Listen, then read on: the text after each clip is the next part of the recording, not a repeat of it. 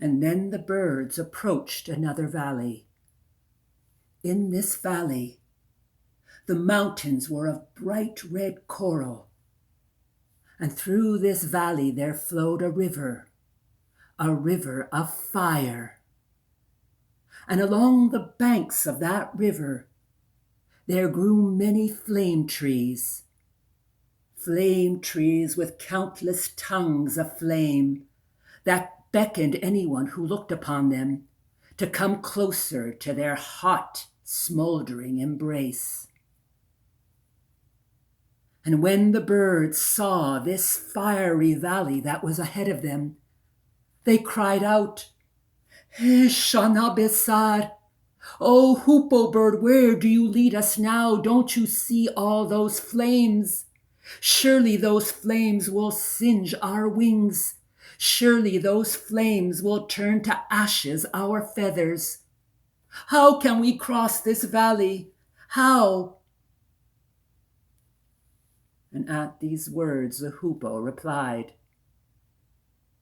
"Brothers and sisters of the air, now we approach Ishq, the valley of love. In this valley you will learn to set fire to everything you think you need. And from the emptiness that remains, for once you will know you will be free to love." And with those words, the hoopoe told the following story.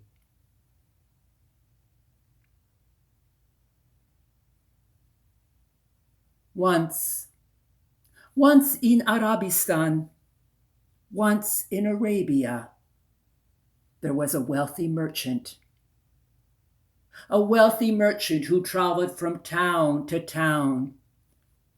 And on his journey, his heart raced with the thought of all the profits he would make in the town ahead of him. And thus the many years of his life unfolded, waiting for the next town, waiting for the next profit. But in his heart he was heavy, for his heart always said to him these words, "The further I travel, the further away I am from where I want to be. The further I travel, the further I am away from where I want to be." Now on his many travels, he found himself in faraway Khorasan. And there he came upon a group of daravish, a group of dervishes who looked into the eyes of the merchant and saw all the loneliness that was there. And in pity they cried out to the merchant, "Dostam, my friend, I see that you have traveled from far away. So tonight be our guests in our Khanaga, be our guests in our lodge. And tonight we will serve you the choicest of wine." "Wine?" cried out the Arab merchant. He shuddered at these words. "Wine, you say? Why, I have never touched that forbidden drink." But at these words the dervishes smiled to him. "Dostam, my friend, do not worry, for the wine that we serve you is never forbidden. For tonight we will serve you none other than the wine of love." And so that evening, the merchant was the guest of the daravish, of the dervishes in their lodge, and they helped him to many, many cups of that sweet wine of love.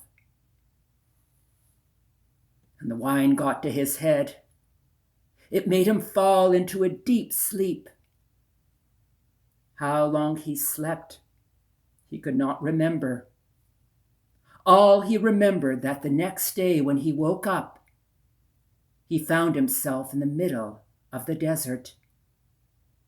Everything had been taken away from him. His donkey, his wares, all his riches. All that was left to him was the shirt on his back.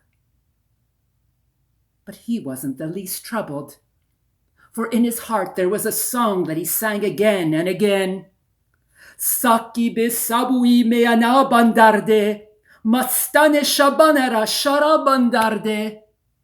O cupbearer, bring the wine of morning and serve it to the drunkards of last night. Saki besabui meana bandarde, shabanera sharabandarde. And he sang that song again and again, tripping over the words, getting it wrong. But he kept singing it all the way back to his home in Arabistan, in Arabia. And when he was greeted by his neighbors, they shook their head, troubled at what had happened to their dear friend, the rich merchant. Dostum, they cried out, what has happened to you? All your riches have been taken away. What terrible misfortune has befallen you? And the Arab merchant only smiled to his neighbors, and he said to them, my dear friends, don't you understand that before, when I had everything, I was lost? But now that I have drunken the wine of love, love has taken everything away from me. And now that I have nothing, for once I am free. I am free to love. And may my love become a flame that is a beacon to those behind me who lost their way.